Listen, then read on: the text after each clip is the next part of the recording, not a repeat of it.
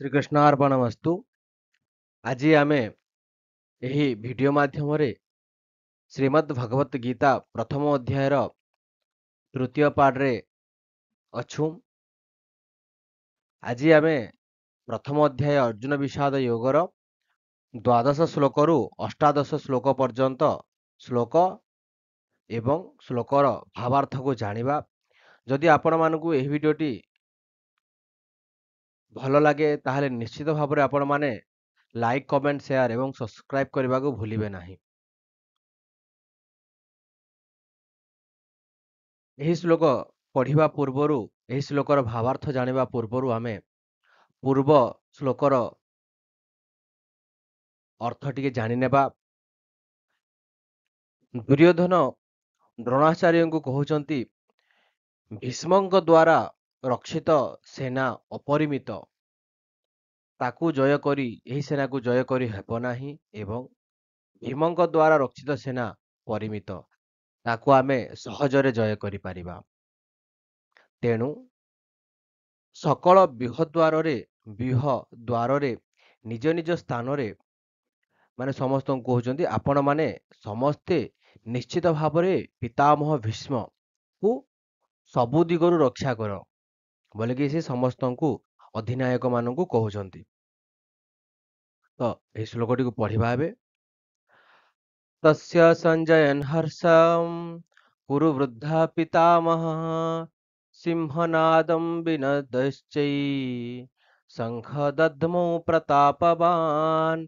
तस्य सञ्जयन् हर्षं कुरु वृद्धा पितामह सिंहनादं विनद्वश्चैः शङ्खं दद्मौ प्रतापवान्।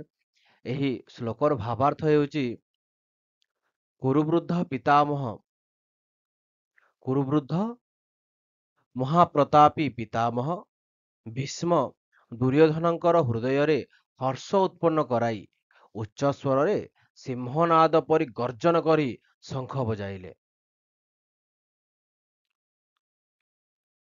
ततः शङ्काश्च भैर्यश्च पणवानकगोमुखाः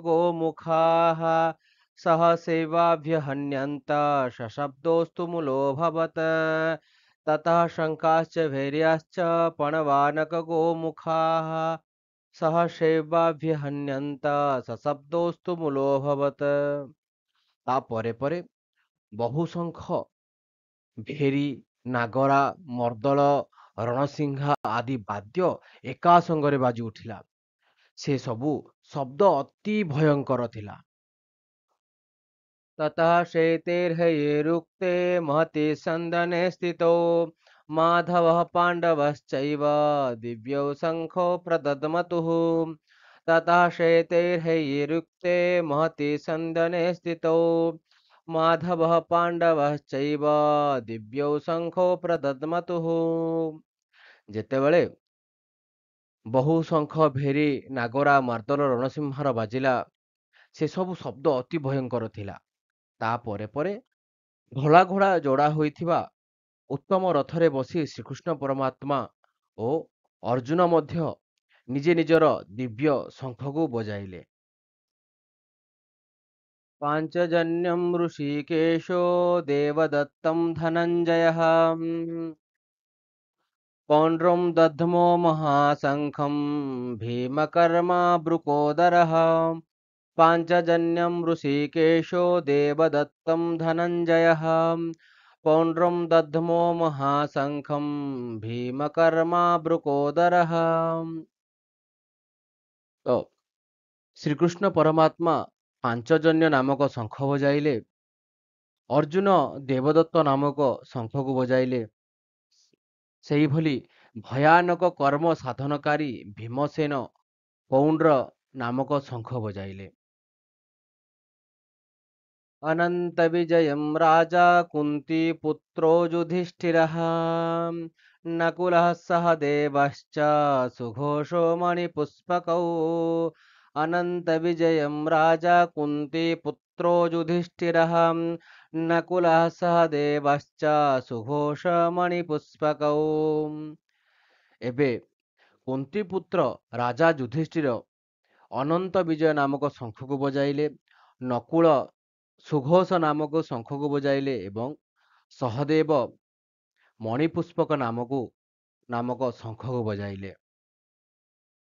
काश्यश्च परमेश्वासः शिखण्डिश्च महारथः दृष्टद्युम्नो विराटश्च सात्वकी च पराजितः द्रुपदो द्रौपदेयाश्च सर्वाः सह पृथिवीपते सौभद्रश्च महाबाहु शङ्खान् दद्मो पृथक् पृथक् काश्यश्च परमेश्वासः शिखण्डिश्च महारथः दृष्टद्युम्नो विराटश्च सात्वकीश्च पराजितः द्रुपदो द्रौपदेयाश्च सर्वशः पृथिवीपते सौभद्रश्च महाबाहु शङ्खान् दद्मो पृथक् पृथक्।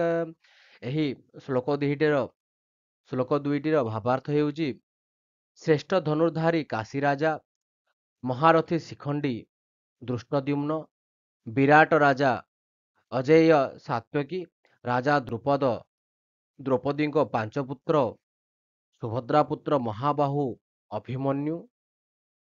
ହେ ରାଜନ୍, ଏ ସମସ୍ତେ ସକଳ ଦିଗରୁ ପୃଥକ୍ ପୃଥକ୍ ଶଙ୍ଖ ବଜାଇଲେ। କହୁଛନ୍ତି କିଏ? ଏ ଦୁର୍ଯ୍ୟୋଧନ କହୁଛନ୍ତି। ଯଦି ଏ ଭିଡ଼ିଓଟି ଆପଣମାନଙ୍କୁ ଭଲ ଲାଗିଥାଏ ତାହେଲେ ନିଶ୍ଚିତ ଭାବରେ ଆପଣମାନେ ଲାଇକ୍, କମେଣ୍ଟ, ସେୟାର, ସବସ୍କ୍ରାଇବ୍ କରନ୍ତୁ। ସମସ୍ତଙ୍କୁ ଧନ୍ୟବାଦ ଏହି ଭିଡ଼ିଓଟିକୁ ଦେଖିଥିବାରୁ।